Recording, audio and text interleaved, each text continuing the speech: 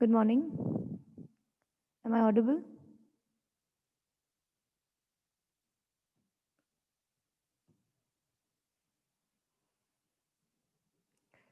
Please drop a yes or no in the chat box.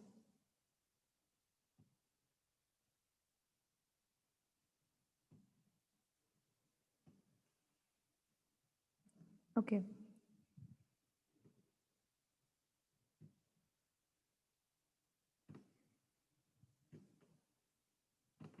Let's do a quick revision.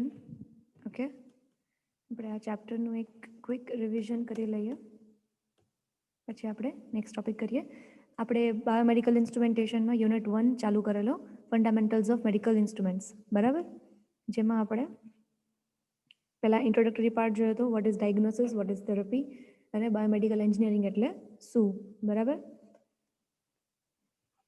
Diagnosis એટલે જે possible disorder ઓર disease છે એને find out કરીએ છીએ, that is called diagnosis.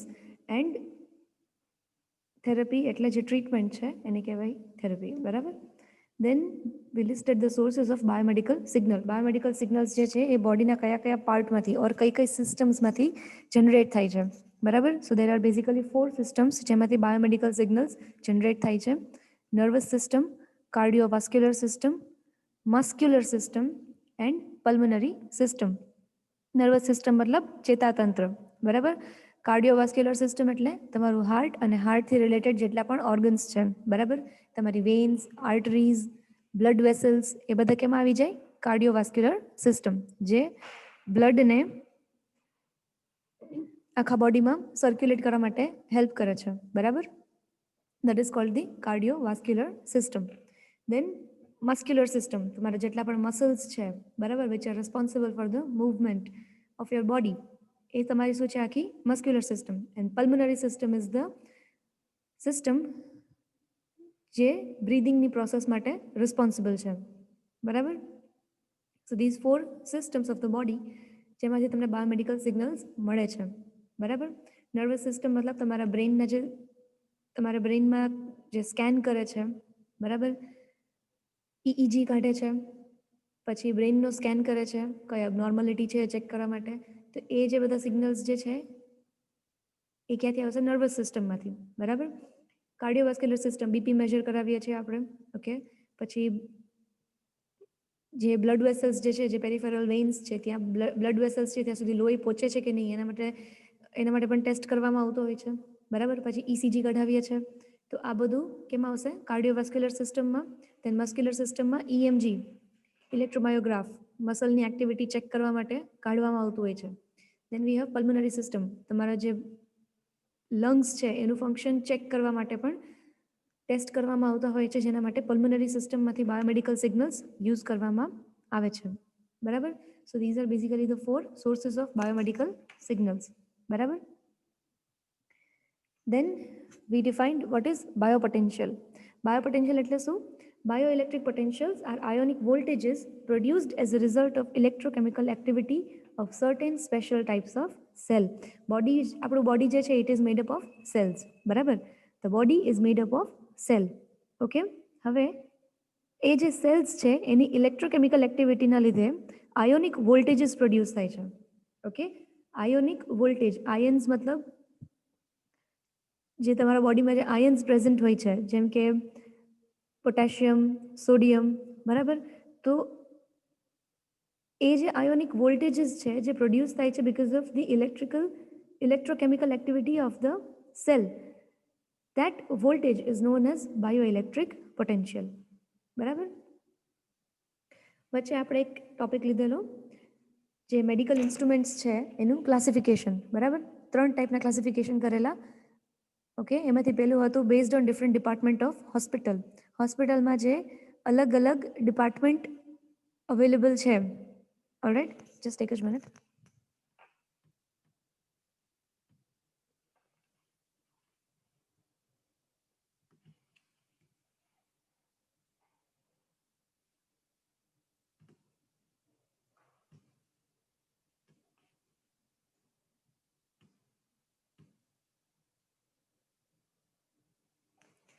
Okay, so the first one was based on different department of hospital. Okay, કયા ડિપાર્ટમેન્ટમાં કયા પ્રકારનું medical instrument વપરાય છે. સો આપણે ડિપાર્ટમેન્ટ કયા કયા લિસ્ટ આઉટ કરેલા? Department of psychology, department of cardiology, department of pathology, department of radiology and department of ICCU, intensive care and coronary unit. એક જ મિનિટ, દેવાંગ મીટિંગ જોઈન કરે છે. We will wait for a while.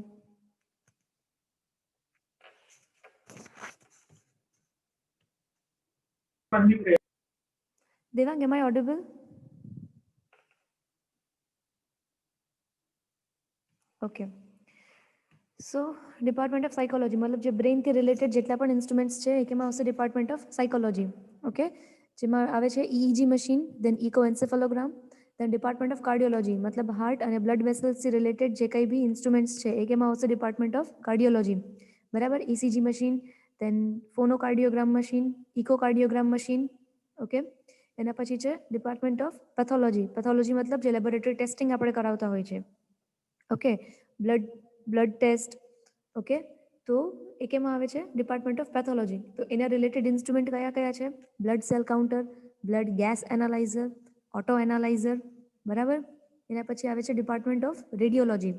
Radiology મતલબ જે radio વેવ્સનો use કરીને આપણા organs છે, internal organs છે, એમાં જો કોઈ ડિસઓર્ડર હોય તો એ ચેક કરવામાં આવે છે.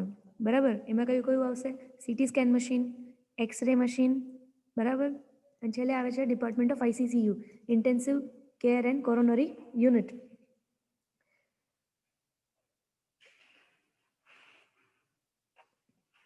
ઓકે, તો આમાં શું આવશે? Okay, sorry, it is intensive and coronary care unit. Sorry, my mistake.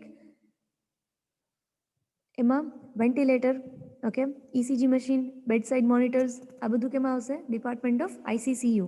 All right, એના પછી આપણે નેક્સ્ટ ક્લાસિફિકેશન જોયું હતું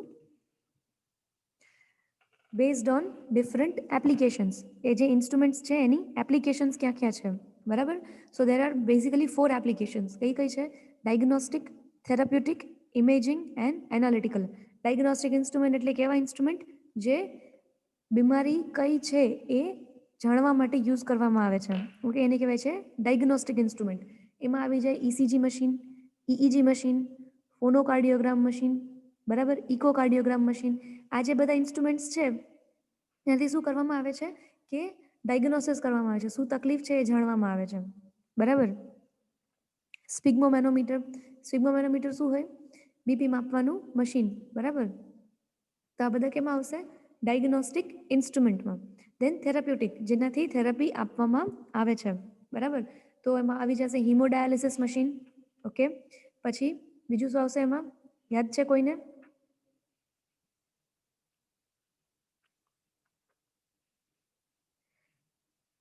okay, haemodialysis machine, electrosurgery machine. કોઈ વાંધો નહીં, હું મટીરિયલ મોકલાવીશ PDF, એટલે વધારે ક્લિયર થઈ જશે, યાદ રહેશે. બરાબર, પેસમેકર. પેસમેકર મેં પહેલા દિવસે સમજાવેલું કે શું હોય, જો કોઈને યાદ હોય તો.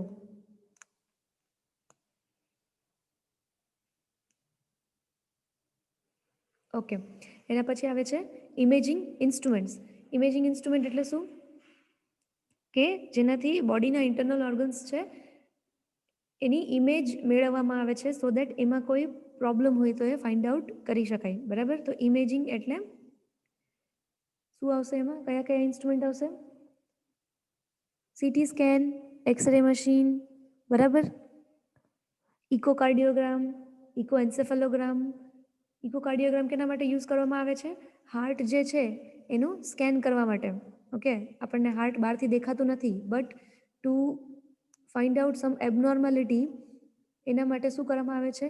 ઇકોકાર્ડિયોગ્રામ કાઢવામાં આવે છે. બરાબર, જે હાર્ટનો એક તમારી સામે આખી ઇમેજ ઊભી કરે છે, જેનાથી the doctor can find out if there is sum abnormal condition of the heart. બરાબર, સિમિલરલી બ્રેઇન છે એનું પણ સ્કેન કરવામાં આવે છે, જેને કહેવાય છે ઇકોએન્સેફેલોગ્રામ. બરાબર, જેનાથી બ્રેઇન જે છે એ એની જગ્યાએથી ખસી ગયું છે. એની જે મિડ લાઇન છે, our brain is basically divided into 2 parts. બરાબર, તો એ જે બ્રેઇન છે એની જે મિડ લાઇન છે એમાં બી જો કંઈ ચેન્જીસ હોય તો બી બ્રેઇન પ્રોપર ફંક્શન કરી શકે નહીં, બરાબર. તો આ જે છે એના માટે ઇકોએન્સેફેલોગ્રામ યુઝ કરવામાં આવે. Okay, so these were the imaging instruments. એના પછી આવે છે એનાલિટિકલ ઇન્સ્ટ્રુમેન્ટ્સ, મતલબ જે લેબોરેટરીના ઇન્સ્ટ્રુમેન્ટ્સ છે એ ટેસ્ટિંગ ઇન્સ્ટ્રુમેન્ટ્સ. ઓલરાઇટ, તેમાં કયા કયા આવશે? Blood cell counter, blood gas analyser, biochemistry analyser. All right, and the last one was classification of medical instrument based on different biological system. ત્રણ biological system છે બોડીની: blood system, blood circulatory system, respiratory system and nervous system. Okay, હવે હું આમાં ડીપમાં નથી જતી because we have already discussed this earlier. Okay, alright. So આજનો નવો topic બાયોપોટેન્શિયલ. Okay, બાયોપોટેન્શિયલ શું છે એની ડેફિનેશન તો આપણે એકવાર ડિસ્કસ થઈ ગઈ. નાવ લેટ અસ અન્ડરસ્ટેન્ડ બાયોપોટેન્શિયલ છે, વોલ્ટેજ જે છે બોડીમાંથી કઈ રીતના જનરેટ થાય છે. ઓલરાઇટ, બોડીમાંથી જે વોલ્ટેજ છે એ કઈ રીતના જનરેટ થાય છે. Alright, first of all bioelectric potentials જે છે ઓર બાયોઇલેક્ટ્રિક વોલ્ટેજ જે છે it is generated at cellular level. Okay, આપણો જે બોડીના સેલ્સ છે, આપણે જેમ પહેલાં ડિસ્કસ થયું કે બાયોપોટેન્શિયલ છે એ સેલ્યુલર લેવલ મતલબ જે સેલ્સ છે એમાંથી જનરેટ થાય છે. Okay, and their source is ionic in nature. Okay, ions શું હોય એ તો સમજાય ને બધાને? What is ion? ION.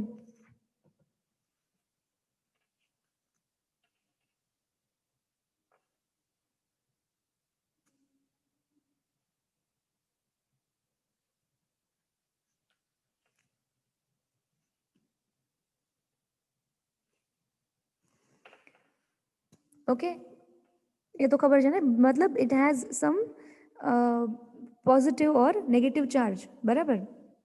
That is basically a ion. Okay, હવે જે હ્યુમન સેલ જે છે, બરાબર, જે બોડીનો જે સેલ છે, સેલ જે હોય છે ને ઇટ ઇઝ, એનું કન્સ્ટ્રક્શન આપણે ડીપમાં નથી જાણવાનું, બટ ઓવરઓલ કહીએ તો જે સેલ છે એની ઉપર એક આખી સેમી પરમિએબલ મેમ્બ્રેન હોય. સેમી પરમિએબલ એટલે કે જેમાંથી અમુક વસ્તુઓ પાસ થઈ શકતી હોય અને અમુક જે છે એ ના થઈ શકતું હોય. ઓકે, એને કહેવાય સેમી પરમિએબલ મેમ્બ્રેન. ઓકે, તો જે સેલ છે એનામાં એક આયોનિક કંડક્ટર હોય છે. શું હોય છે? Ionic conductor. આયોનિક કંડક્ટર એટલે જે આયન્સને કંડક્ટ કરે છે, મતલબ આયન્સને એના થ્રુ પાસ થવા દે છે. ઓકે, તો આ જે સેમી પરમિએબલ મેમ્બ્રેન છે it works as a filter to the ions, મતલબ એમાંથી અમુક આયન્સ જે છે એ પાસ થઈ શકે અને અમુક આયન્સ જે છે એ પાસ ના થઈ શકે. ઓકે, તો જે સેલ છે એના ઉપર એક સેમી પરમિએબલ મેમ્બ્રેન છે and then there is a ionic conductor. Okay, તો હવે આમાં શું થશે કે એ જે સેમી પરમિએબલ મેમ્બ્રેન છે એમાંથી અમુક આયન્સ જે છે એ પાસ થઈ શકે અને અમુક જે છે એ પાસ ના થઈ શકે, બરાબર.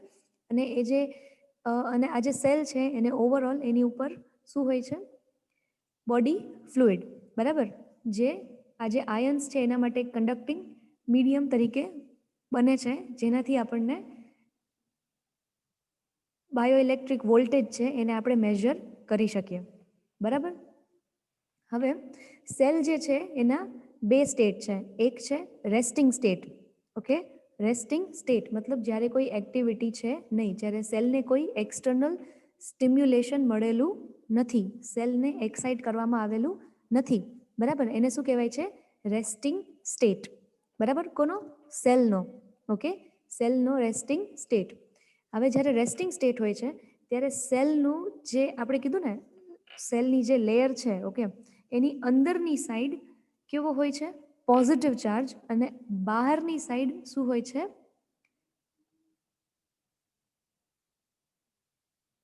Sorry, my mistake. અંદરની સાઈડ કેવો હોય છે? Negative charge. અને બહારની સાઈડ કેવો હોય છે? Positive charge. Something like this. C, this is the resting state. આ છે સેલનો નોર્મલ રેસ્ટિંગ સ્ટેટ. આ તમારો સેલ છે, બરાબર. અને સેલની બહારની બાજુ કેવો છે? Positive charge. અને અંદરની બાજુ કેવો છે? Negative charge. Okay, negative charge કયા આયન ઉપર છે? Cl minus. Okay, Cl minus. Cl ions ઉપર શું છે? નેગેટિવ ચાર્જ, બરાબર. અહીંયા સુધી સમજાય છે બધાને?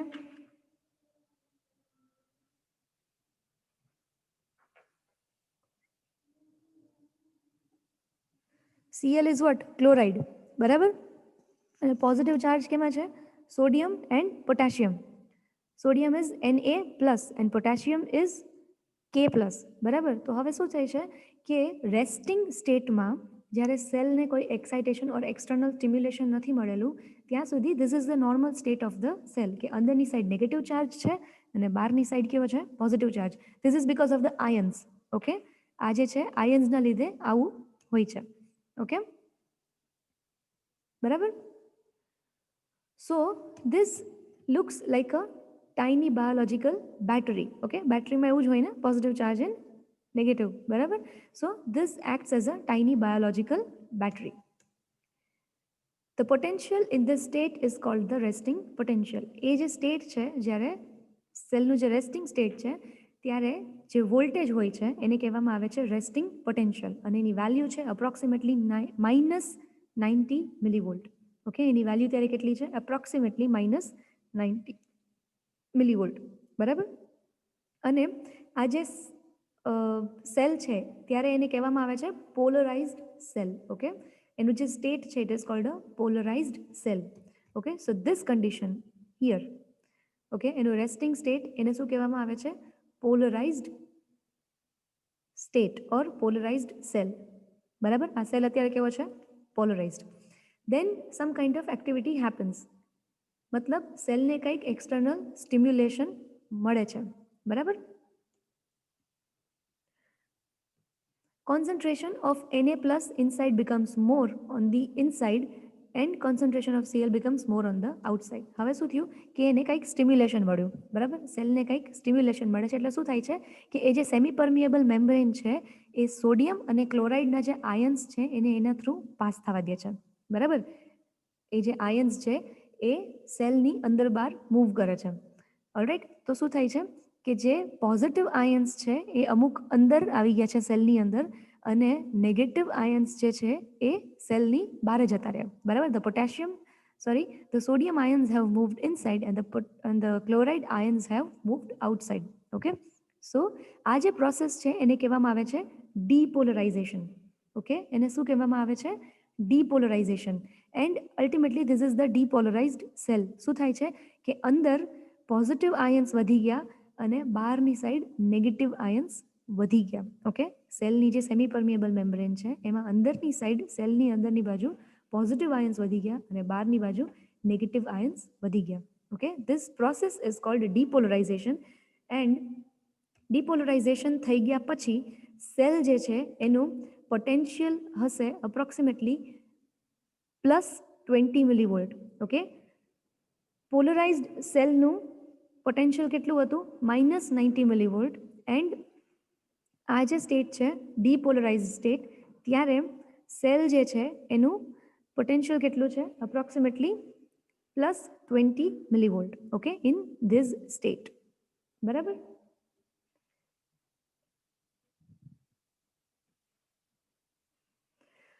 When the cell regains its original state, હવે શું થાય છે? સેલ જે છે it will again try to get back to its normal state. બરાબર.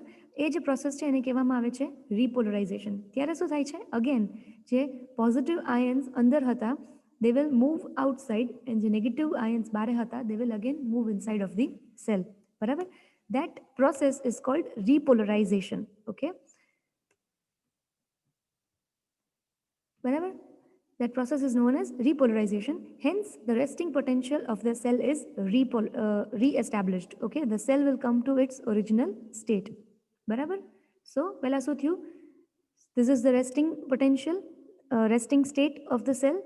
બરાબર, જેને કહેવાય છે polarized cell. Then, by some external stimuli, જે ions છે they move in and out of the cell. Okay, that process is called depolarization, જેમાં જે positive ions છે they will move inside and the negative ions will move outside. Okay, તો જે સેલની inner surface છે that is more positively charged than the outer surface. સેલની જે અંદરની સરફેસ છે એ બહારની સરફેસ કરતાં પોઝિટિવ છે. બરાબર. એ જે છે એને કહેવાય છે ડીપોલરાઇઝ્ડ સેલ. બરાબર. અને ત્યારે જે પોટેન્શિયલ છે, વોલ્ટેજ છે એ છે approximately +20 millivolt.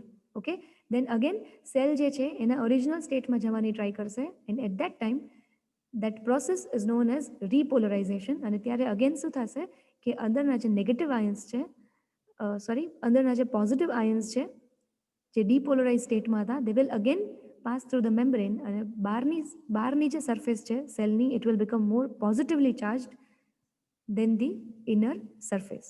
Okay, so this whole process of charging, discharging and recharging of the cell produces a voltage or biopotential. All right. Okay, this is the resting potential minus 90 millivolt થી લઈને depolarization થયું and એ જે plus 20 millivolt જે મળે છે that is called the action potential.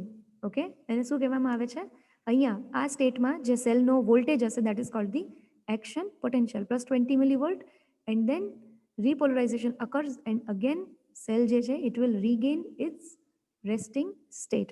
Okay, this is how body cells માં biopotentials generate થાય છે. આ ટોપિકમાં કોઈને કાંઈ ડાઉટ છે? Is it clear?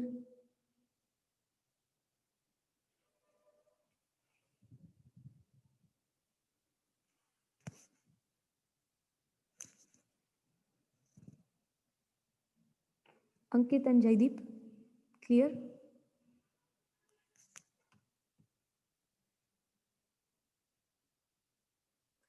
All right, so આજે આપણે અહીંયા સુધી રાખીએ, બરાબર છે. નેક્સ્ટ લેક્ચરમાં આપણે હવે આ ચેપ્ટરનો એક જ ટોપિક બાકી છે, આપણે કરીએ એટલે આપણું ચેપ્ટર જે છે એ complete. All right, okay, you can log out now. Thank you.